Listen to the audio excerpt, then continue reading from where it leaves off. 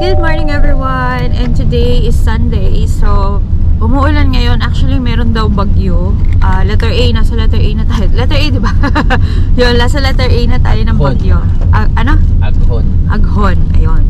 So, Sunday ngayon, yung dalawang bata, yung dalawang kuya, naiwan sa bahay kasi pagod daw sila. So, kasi si Kuya Yil, nag-taekwondo pa siya kahapon nung pag-uwi namin. So, si Oreo naman, napagod kaka-swimming, obviously. And pahinga daw sila. Tsaka siguro kaya gusto nilang maiwan dahil malamig. So, bad weather. Kaya hindi na namin sila sinama. So, si Gianna lang yung kasama namin ngayon. Hello, Gianna girl! Hi! So, we're gonna do the groceries. Pero bago kami mag-grocery, ay pupunta muna kami sa sanctuaryo. Dadaan lang kami. Siguro kung umuulan na ganito, hindi na sila bababa. Ako na lang. Para mabisita ko lang si Papa. And then may drop ako na cake topper banda doon. Kasi doon din nakatira yung isang suki ko. And ayan, look. It's so umuulan. Ayan.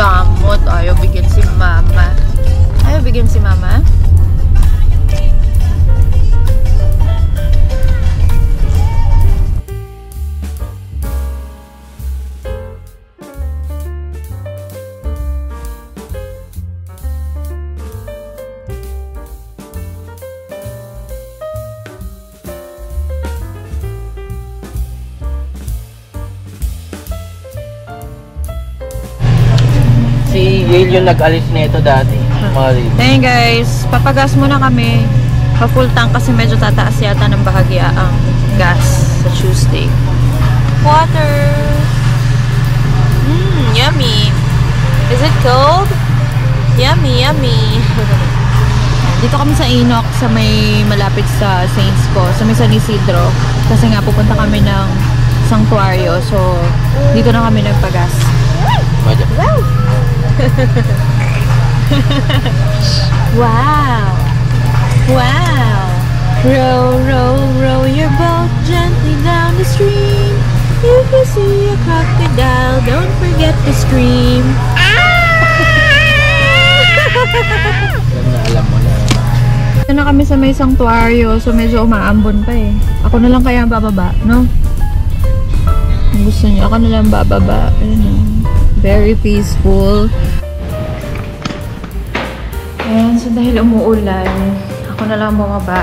Hindi naman malakas yung ulan, sakto lang. Pero, hindi ko na pinaano si Gianna kasi maglalakad dito. Ayan. So, galing pala dito si na Mami kanina. Pinalitan na ata nila yung orchids. Nagpalit ata sila bago na yata yung orchids nila. Parang purple to dati. Morning, Daddy. Morning pa. Ay, grabe. Yan ang ulan. Oh my gosh. Let's go, let's go. Let's go. Where's Gianna? Oh my God, where's my baby girl? Where's my baby girl? Biglang lumipat dito. Wow! Mojo girl. Sige. Wait, ililipat na kita dito. Come on, come on, come on. Hanggang sa likod. Dito na kami sa Walter. Mojo girl. Grocery muna. Akit tayo sa grocery. Bek, ito mo yung kapit nyo. Oh. Kiss Papa. Kiss mo. Papa. Sampal mo daw si Papa. Sabi. Ayan na niya. Sampal mo daw si Papa. Kiss mo, Papa. Kiss, kiss. Kiss Papa. Kiss, Papa. Kiss. Ay, ayaw na. Sampal mo daw si Papa.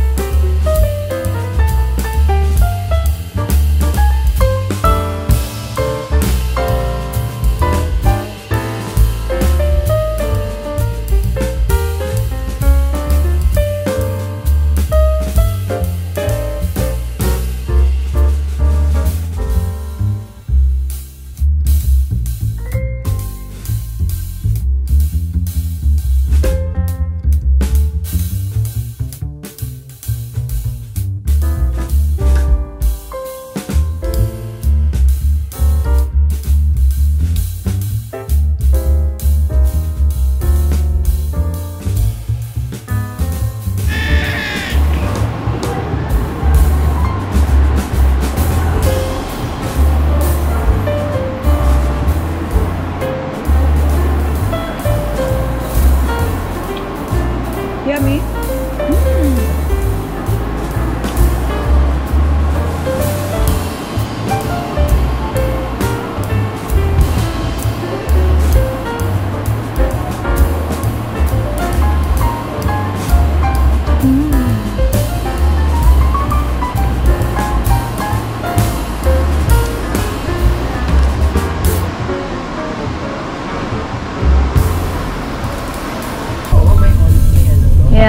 Pauwi na kami from Walter Mart at si Madam di pa tapos kumain. Pagkatapos ng ice cream, meron naman siyang breadsticks. Buti na nagbabaon ako talaga dapat ng ng mga snacks niya sa bag. Yan, umuulan pa rin kasi nga, ano ba tayo? Signal number 1, no? Wala. Yun, signal number 1 kami dito sa Pampanga. So, yung mga nakataas ang signal number 1 din dyan, ayun, keep safe. Lalo yung mga nagko-commute kasi ang hirap mag-commute pag umuulan. Grabe.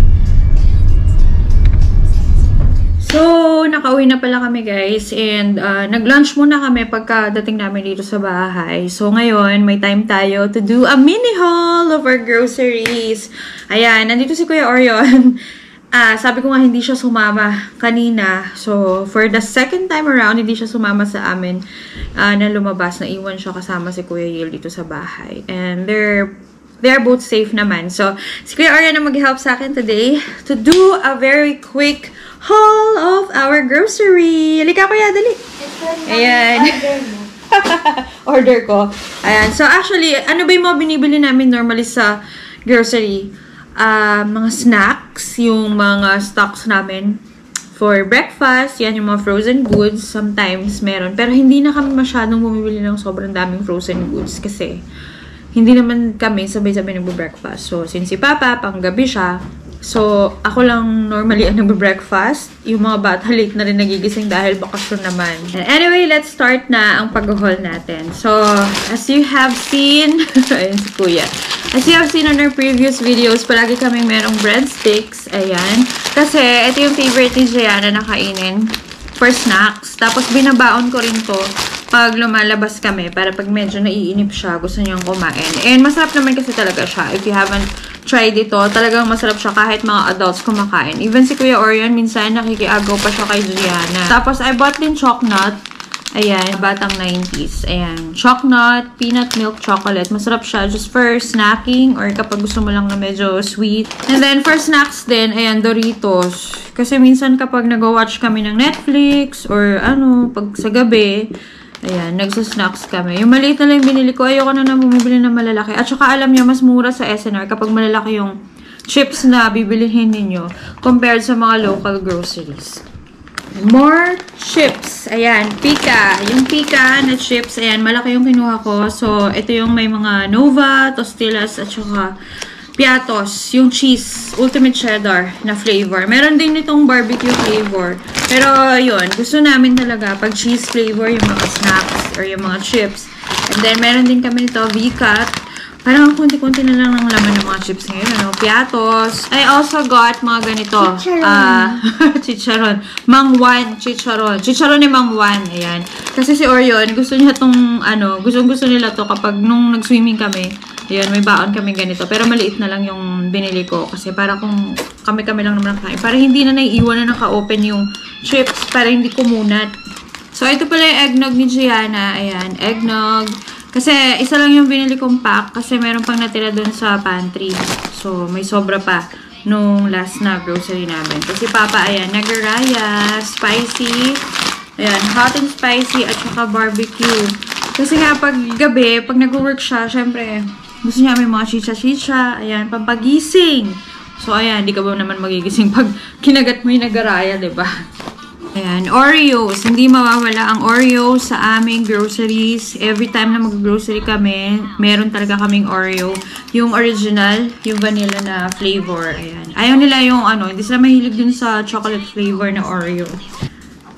So, ayan. Kumuha pala ako ng Fit Bar para sa amin ni Kuya Yale to. So, ayan. Choco Delight and Tiramisu Delight. Wala kasing nakabox nung parang may berries, yung blueberry. So, gagawin ko siyang snack bar, ganun. Or kapag nagta-taekwondo si Kuya Yale, para meron siyang energy. So, gagawin ko siyang energy bar for Kuya Yale.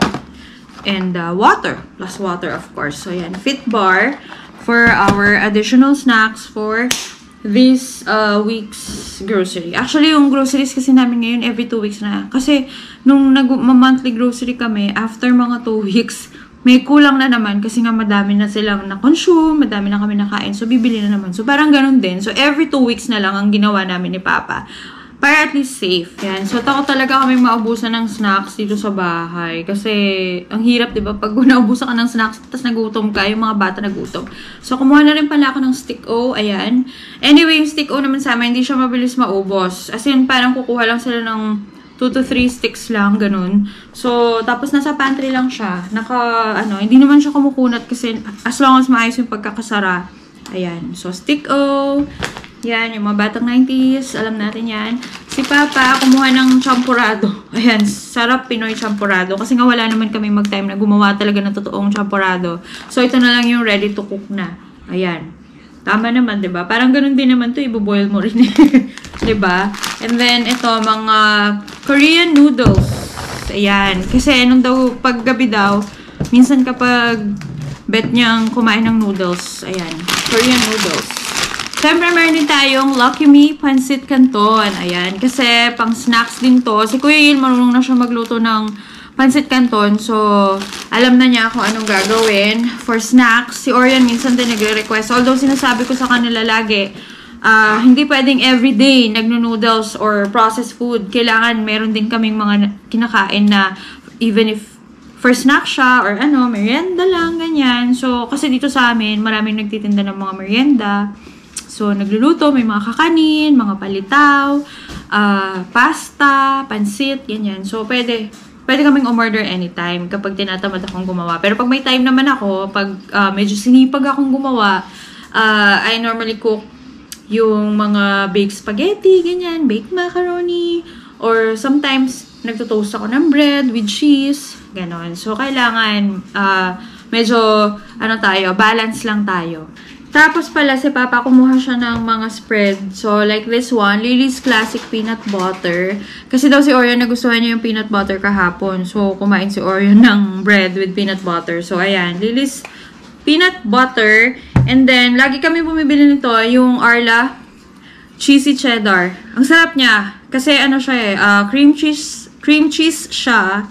Tapos, mas malasa siya compare doon sa blue nila na style. So, ito, lagi kami bumibili niya. Ang sarap niya, guys. Try nyo rin if you haven't tried it yet. Tapos, mayroon din ako, kumuha rin ako ng syempre, tag-ulan na. Tapos, minsan talaga kapag, trip mong kumain ng noodles, ayan. Ganito, Lucky Me noodles. Nasa na ba yung iba? I think nandito sa ibang, ayun. Konti lang naman yung kinukuha. Kasi nga, ayoko na ulit mag-stock ng madami. Kasi tapos hindi naman namin magagalaw. Ang ending pinapamigay ko rin. Si Orion pala nagbilin siya ng Dutch Mill. Actually, matagal na ako hindi bumibili ng Dutch Mill. Kasi nga, tapos na yung klase. So, nung natapos na yung school year ni na Orion, hindi na ako nakakabili ng Dutch Mill. Pero ngayon, nag-request siya. So, ayan. Bumili na ako ng maliit. Kasi nga, pang snacks lang naman ni Orion eh. Kilala ko tong si Orion kapag, mayat maya, ubusin niya to. Except lang nung may pasok. Kasi, talagang sabi ko, hindi pwedeng maubos ang mga yan. Baon mo yan, sabi ko. And then ito, UCC Iced Coffee. Ayan, yung shinare ko sa inyo nung nakaraang vlog natin. So, ito, favorite ko to. Ito, ako yung may favorite nito, salted caramel. Ayan, 2 boxes yung binili ko. Nasa 134 na pala siya ngayon. Dati kasi sinili nila 119 lang eh. Tapos, si Papa gusto niya rin to. Tsaka si Orion, chocolate vanilla. Ayan. Pero si Orion, hindi naman lagi. Pero favorite niya daw yun. Ganyan siya eh. Pero mas, ako compare dito sa chocolate vanilla, mas gusto ko talaga tong salted caramel na, iced coffee ng UCC. And then we also have this, yung pancake Maya pancake. Si Kuya Yil kasi, marunong siyang gumawa ng mga waffles. So, meron kaming waffle maker. So, minsan, ang breakfast niya, pag nakahiligan niya, ay waffles. So, gumagawa siya ng waffles. Using hot cake mix na, para madali na.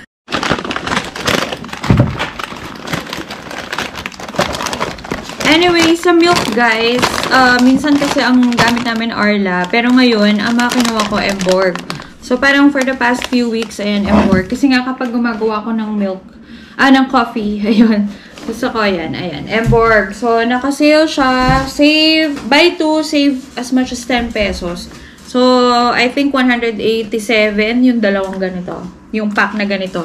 Tig to 2 pieces siya. Mas makakamura ka nga kapag per 2 liters ang kinuha mo.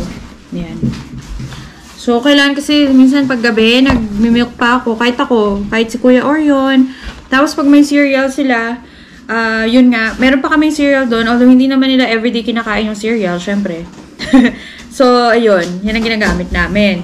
And then, kay Gianna, for her beverage, pag nagsasnack siya, ayan, Almond Breeze, almond milk. Ayan, yan ang kanyang milk kapag snack time. Ayan. I think nasa 180 something ata ito. I'm not sure. Nakalimutan ko na. Ayan. So, nakaganyan siya. Ay, meron din pala akong isang milk na binili. Yung Alaska Evaporada. So, ito yung ginagamit ko ngayon for kapag naggagawa ako ng baked spaghetti. So, ito yung pinang-topping ko sa kanya. Kasi mas matipid siya. Dati kasi ginagamit ko fresh milk. So, if yung Emborg na fresh milk, ang dami kong kailangang ilagay kapag gagawa ako ng pang-toppings niya, nung sauce. So, sabi ko, hanap na lang ako. Same lang ito nung nakakan. So, ginawa lang nilang liter. Pero, syempre, mas tipid kung yung liter na. Instead of yung nakakan yung gagamitin. So, ayan. Kumuha ko nito. Dato puti. Ang sarap nito, guys. Kung hindi nyo pa na-try itong Pinoy Spice na vinegar na to. Grabe, ang sarap niya. So, perfect siyang sausawan talaga sa mga chicharon, sa mga kung ano-ano, hipon, ganyan. Super nice. Ayan. Si Papa, ayan, mahilig sa savor. Calamansi.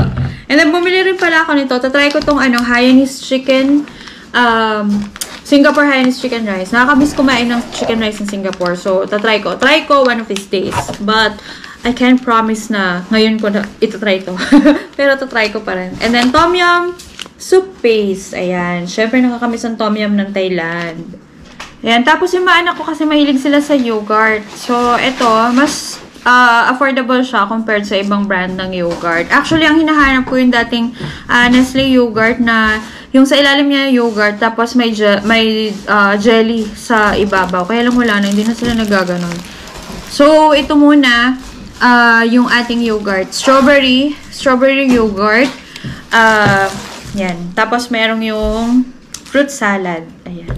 Kasi mahilig si Kuya Yil, tsaka si Orion sa ganito. Diba? And then, Eden cheese, syempre, for the toppings ng ating baked spaghetti. And, ayun, gardenia. Ang lakas nila sa tinapay. Si Kuya Orion. Ayan. Tsaka si Kuya Yale. Si Papa rin. Ayan, gardenia. So, ang hack naman dito is, kung medyo mainit, i-ref nyo na lang yung bread ninyo. Yung inyong loaf. Yung pan. Para hindi siya agad masira. So, even if past due na siya, past na siya ng expiration date, ay pwede pa siya. Hindi pa siya agad masisira. Kung gusto niyo naman ilagay niyo sa freezer for a month, ganun.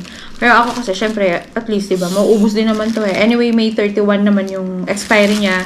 And ngayon ay May 26.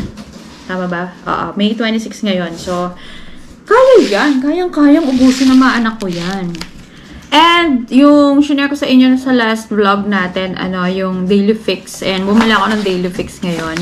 So, ano naman siya? Strawberry and yogurt granola. So, yun nga. Kasi nga, gusto ko sanang, magbawas ng konti. Ayan. So, nilalagyan ko rin pala to ng milk. So, kaya ako laging bumibili ng milk. I make sure na meron kami laging fresh milk. Yan. So, Daily Fix, strawberry and yogurt granola.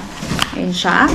And then, ayun, Absolute for Gianna's water. Kaya ganitong kalaki yung binibili ko na water. Kasi gusto kong maipasok siya sa loob ng fridge. Nilalabelan ko siya ng name ni Gianna.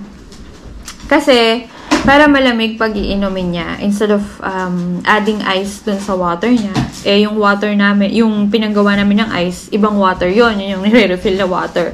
So, diba, ba't mo pa pinainom ng Absolute kung, kung doon ka rin kukuha sa nire-refill ng ice, diba? So, at least, nilalagay ko na siya sa ref para malamig siya. Kasi gusto na ni Gianna ngayon medyo malamig-lamig na water, syempre kapag mainit nga naman. So, yun lang yung mga pinamili namin. Naka 6,900 kami for good for 2 weeks. Sana umabot ng 2 weeks yung mga pinamili namin.